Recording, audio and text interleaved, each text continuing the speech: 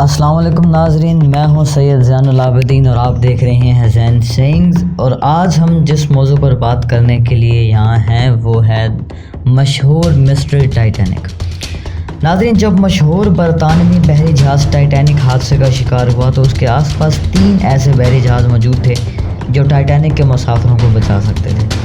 سب سے قریب جو جہاز موجود تھا اس کا نام سیمپسن تھا اور وہ حادثے کے وقت ٹائٹینک سے صرف 7 میل کی دوری پہ تھا۔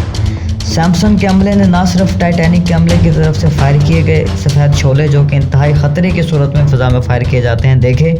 بلکہ مسافروں کی آہ و بکا کو بھی سنا۔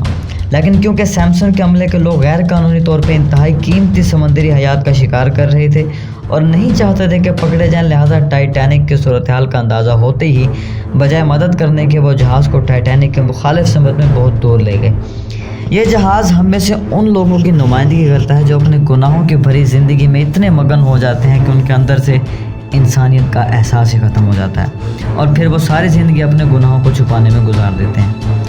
اور دوسرا جہاز جو ٹائٹینک کے قریب تھا اس کا نام کیلیفورنین تھا، جو حادثے کے وقت ٹائٹینک سے صرف 14 میل دور تھا۔ اس جہاز کے کیپٹن نے بھی ٹائٹینک کی طرف سے مدد کی پکار کو سنا اور باہر نکل کر سفید شعلے اپنی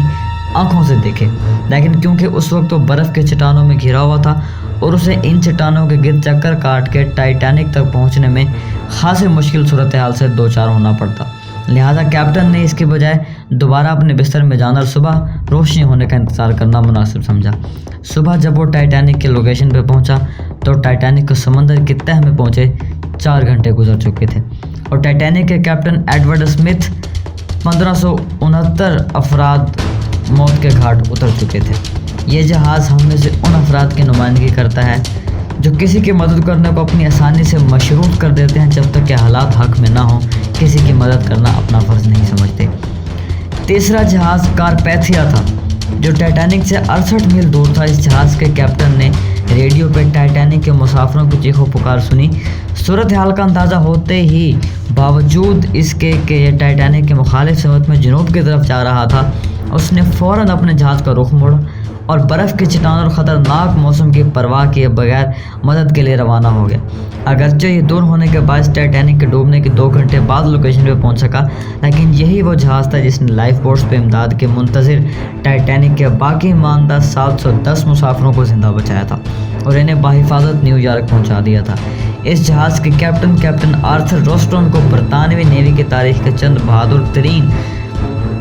کیپٹنز میں شمار کیا جاتا ہے اور ان کے اس عمل پہ انہیں کئی سماجی اور حکومتی ایوارڈ سے بھی نوازا گیا تھا۔ یاد رکھیے، ہماری زندگی میں ہمیشہ مشکلات رہتی ہیں، چیلنجز رہتے ہیں، لیکن وہ جو ان مشکلات اور چیلنجز کا سامنا کرتے ہیں وہ بھی انسانیت کے بھلائی کے لیے جو کچھ کر جائیں انہیں ہی انسان اور انسانیت یاد رکھتی ہے۔ دعا کیا کریں کہ خدا کسی کی مدد کی توفیق دے، کیونکہ یہ انسانیت کی معراج اور اعلیٰ ترین نیکی ہے جس کا بدلہ اللہ دنیا اور آخرت دونوں میں ہی دیں گے۔ تو امید کرتے ہیں آپ کو ہماری اب تک کی ویڈیو پسند آئے گی، اور اگر آپ کو یہ پسند آئی تو پلیز اس کو لائک کریں، کمنٹ کریں، ہمارے چینل کو سبسکرائب کریں اور ہماری اگلی ویڈیو کا انتظار کریں۔ تب تک کے لیے اللہ حافظ۔